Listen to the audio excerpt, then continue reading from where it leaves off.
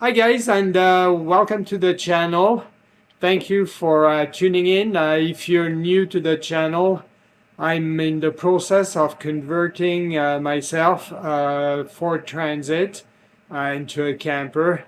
I've already documented the insulation, wall paneling, ceiling, roof rack construction, and quite a bit of stuff. In this episode, I will cover the electrical with all the batteries, inverter, switches, and so on. So, without further ado, let's get started. So, you want to make sure that you work off schematic diagram. See if that's going to work. So, I've got it in my tablet here. It's all organized in folders.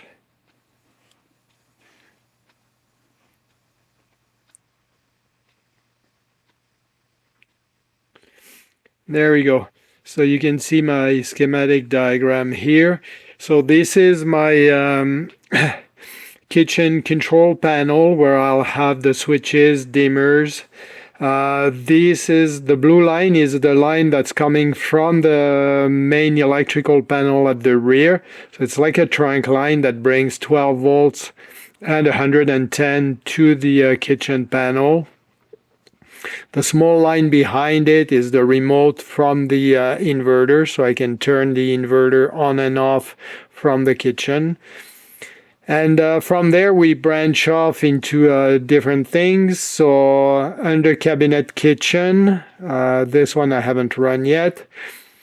There's a line going here to the other side to where the table is going to be for an under cabinet light. So this one's already in. And then we have spotlights going to the ceiling in two different zones, front and rear. And anyways, this gives you an idea of how it works. Of course, each van will be different.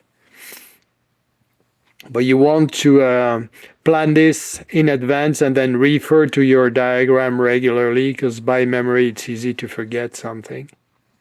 So the whole system is designed around two Renogy deep cycle lithium batteries. They're 12 volt, 100 amp hours. The other major piece of equipment is the Renogy 2000 watt pure sine wave inverter. What that does, it takes the 12 volts from the batteries and converts this voltage into an alternating current, AC, of 110 volt. And because it's a pure sine wave, it produces a signal out of the outlets that is identical to what you get from a conventional wall outlet. So all your equipment will run exactly the same. There's no differences. If you go with cheaper inverters, they are not pure sine wave, and that can create some problems with some appliances. Then there will be three ways to recharge the batteries, because it's one thing to drain energy from them, but you have to replenish the batteries regularly. So one way is with this DC to DC battery charger, and what it does, it takes power from the engine, from the alternator, and charges the lithium batteries. So it has a lithium setting. You have to make sure that all your chargers are lithium compatible. The second way, when we are in a campground, for example, and we have shore power available, is to charge from shore power. Some people think it's not necessary, but if you're in campgrounds, even in the summer, you're most likely going to be under trees, so your solar will not produce any energy.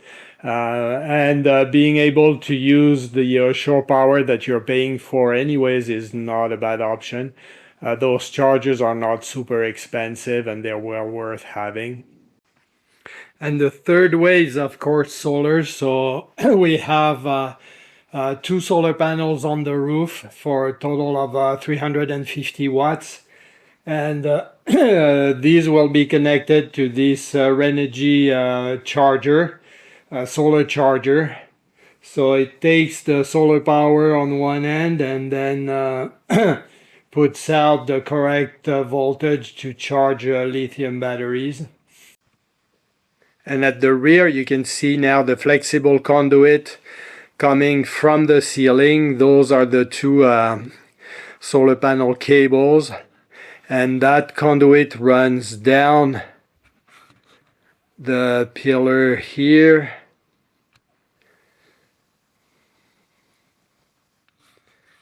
And arrives down there. I've got the cables just looped in there for now, not connected to anything. They're just taped.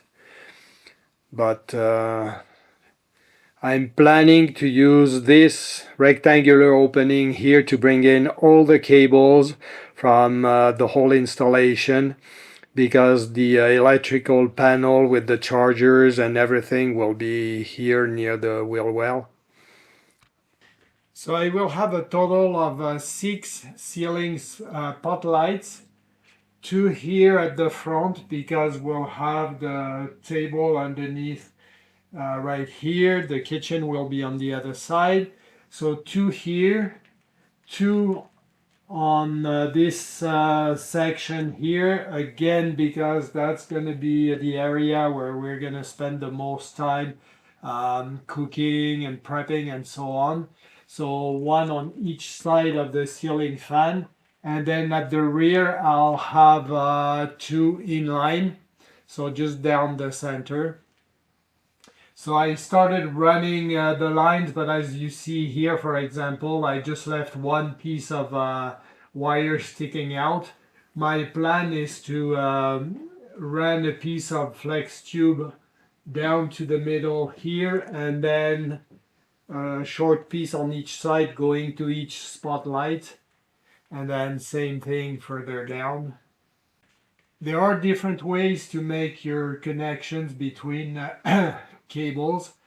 There is a debate going on whether you should or should not solder. Personally, I like to solder. I just twist the cables together and then solder them. Of course, you want to shrink wrap your connections once you're done. So don't forget to slide a piece of heat shrink tubing before you solder your wires, otherwise you have no access to them.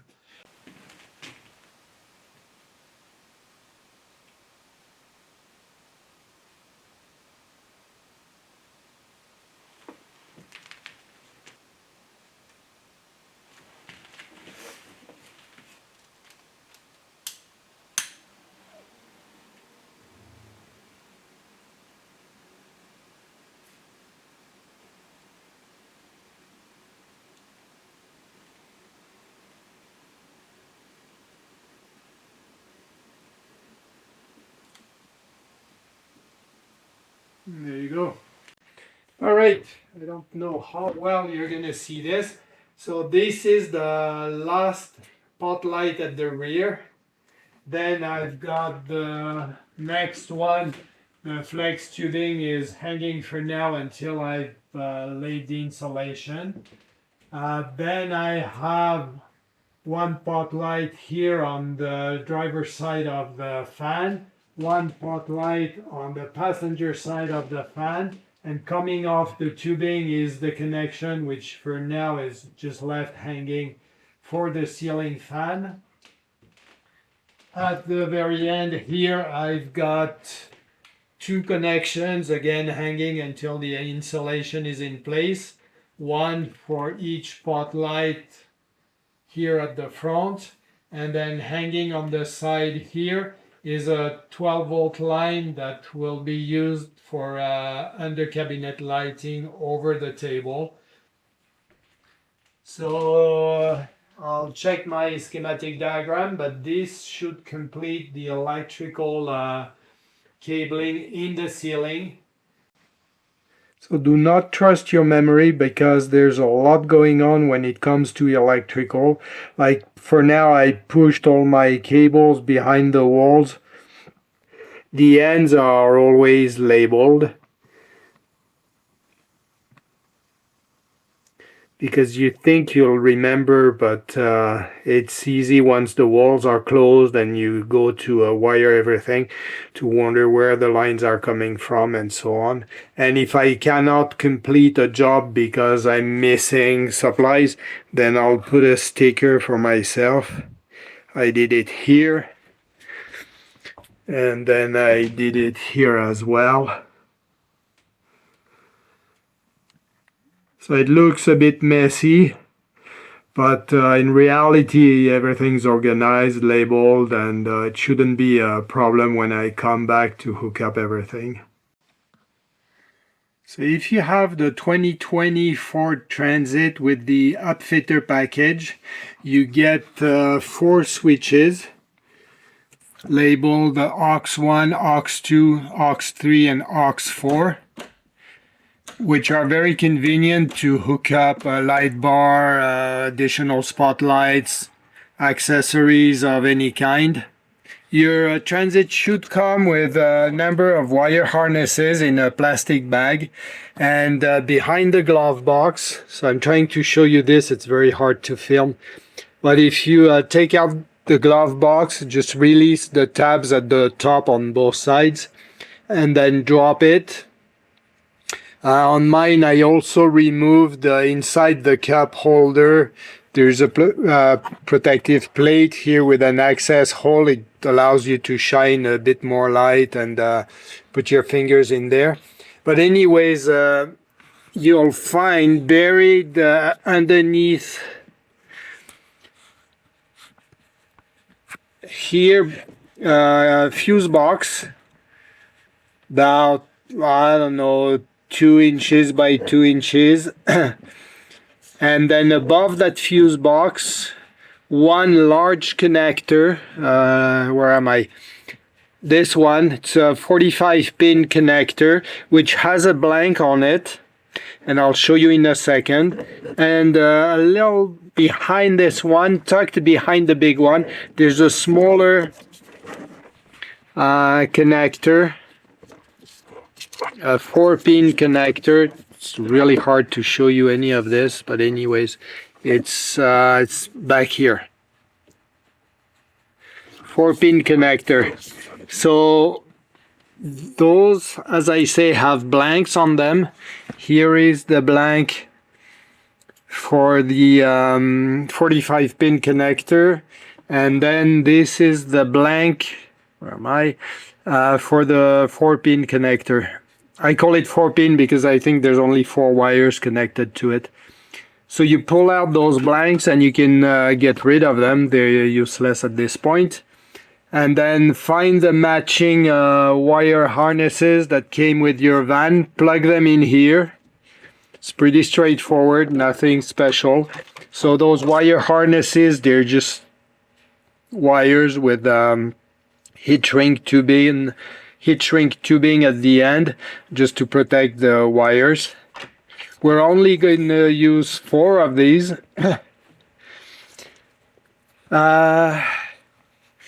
The large connector has 2 wires, which is 1 and 4, that are fused with a 20 amp fuse, so they're maximum 20 amp circuits.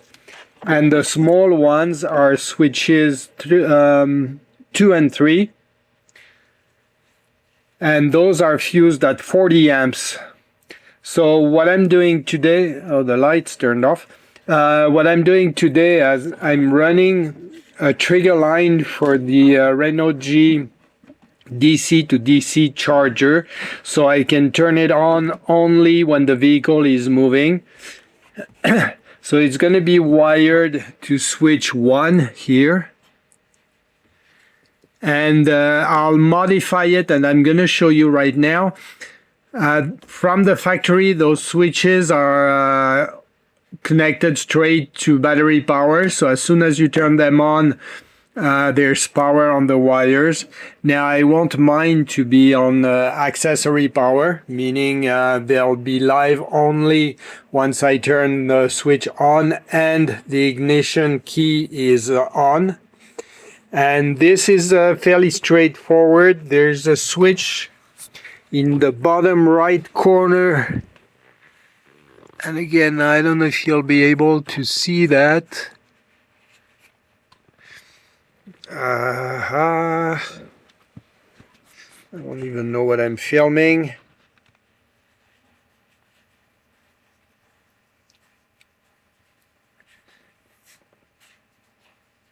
Yes, here we are. You see the switch at the very bottom right. It's just off one notch from the right. That's the accessory power. From the factory, that fuse, I think I said switch, that fuse is all the way to the right, so one notch off to the right, and that's just battery power. So if you want it to switch to ignition, take that little fuse out with a small pair of pliers, pull it out, and move it the way it is now, and that's your accessory power. And then that's it. You can just put the cover, the plastic cover back on the fuse box and wire your cables, whatever you're needing, and that's it. Right now I've been wiring the battery cable that will go from the vehicle battery all the way to the back to the DC-DC charger, figuring out where it's gonna run and so on. And also I have to bring a small wire to trigger that DC-DC charger once the vehicle is moving and the engine battery is being charged enough. I needed a change from cutting wood, so I've been organizing my cabling here and started wiring the electrical panel above the kitchen sink. This will control the water pump, the two zones of LED lights. I'm making an aluminum plate to mount all the switches and controls. And once this is done, I'll spray paint it in black.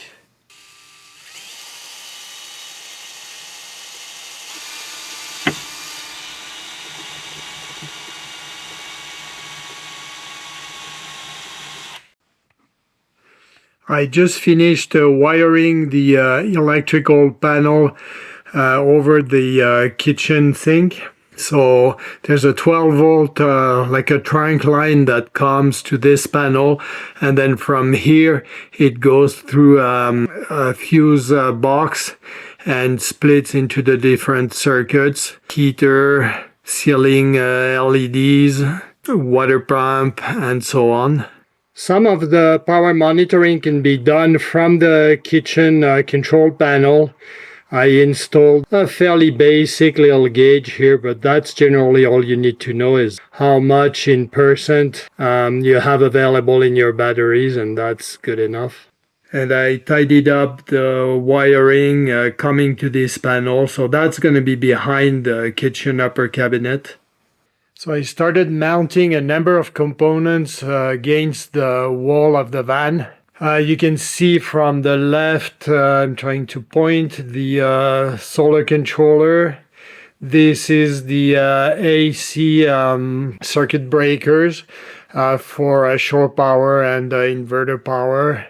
Then you have relays, and then all the 12 volt circuit breakers for each branch of the circuit. And the last box with the kind of blue cover is an AC distribution block.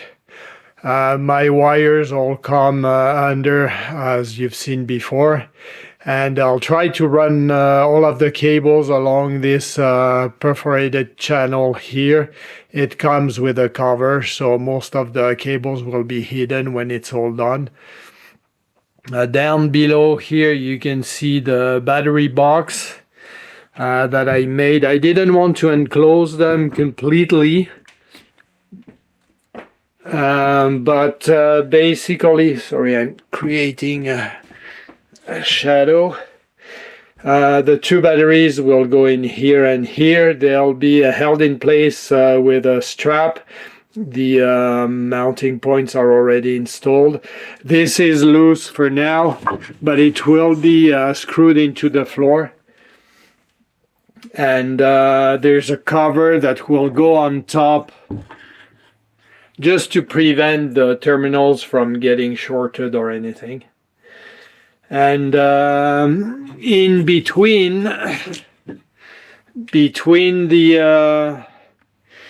the battery box and the wall panel, there will be a shelf I'm going to show you that goes all across, and it will support the 2000 watt inverter. It's quite heavy. I didn't want to mount it vertical.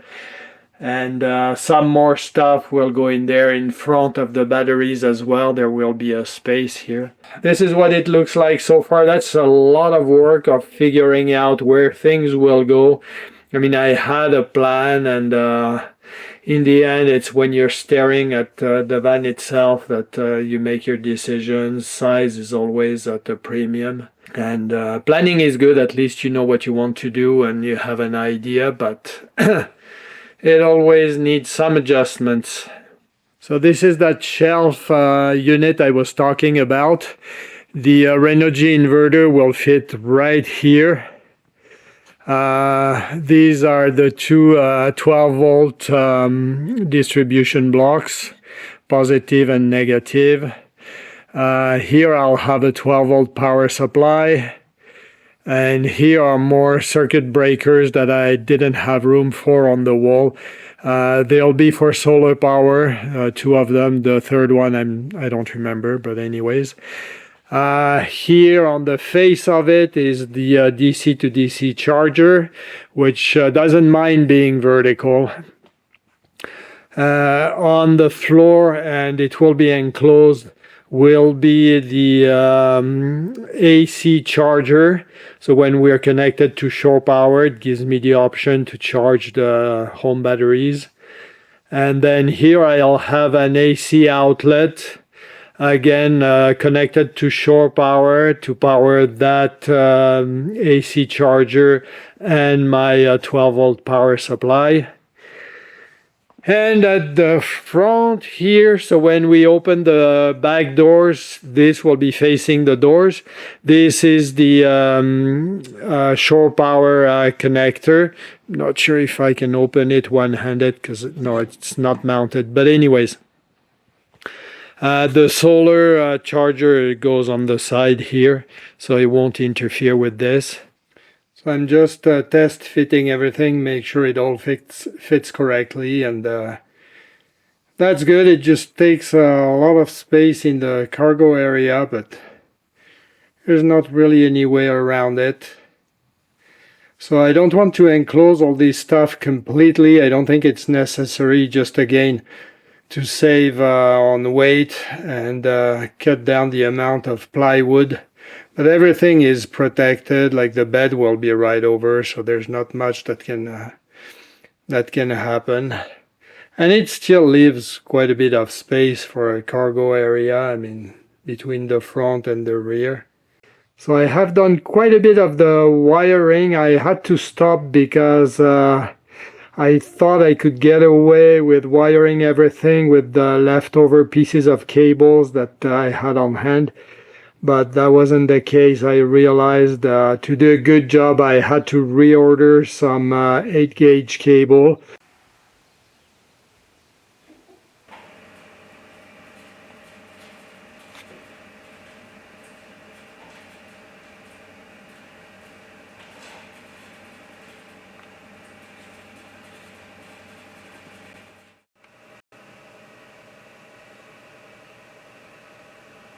I just finished hooking up everything with the electrical system. Right now it's running off just one battery because they need to be connected in parallel with no load and equalized for about 12 hours, which I haven't done that yet. So I just have one battery connected again, but it's powering everything. All the lights that you see are powered from the inverter or the battery. The solar charge controller is connected, but because I'm inside the garage, there's no solar power. And today is not a good day to test solar power. It's snowing, it's overcast, so I'll have to leave that for another day, but it seems to be working. Like the solar panels are producing some current. And I don't know if you'll be able to see on the screen. Let me see if I can get close enough. The solar charge controller is hooked up to its Bluetooth module, which is an accessory you purchase separately. And I can read all the data on my phone. These are my garage lights. Things have to be tidy up yet. Right now I'm just testing. But what I'm going to do right now, I connected my 30 amp shore power extension cord. And I'm going to hook it up to an outlet and see if things switch and switch safely.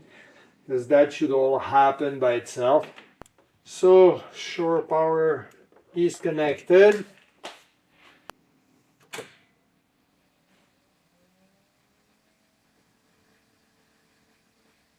All right. So right now everything's running off shore power. The lights switch to my power supply. There's no load on the battery anymore, except for the fridge. The manufacturer recommends that the fridge be always hooked up to batteries. Not just a straight power supply, so I followed that advice. If I disconnect the inverter circuit breaker, yeah, everything's good. So it's looking good. Let's switch back to off-grid.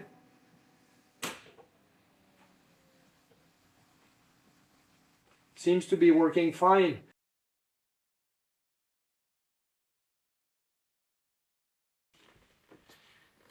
Well guys, this is it for this video. I hope you enjoyed it and found it interesting. If you have any comments, ideas, suggestions, questions, leave them in the comments below. And I will see you in the next one, which will be plumbing.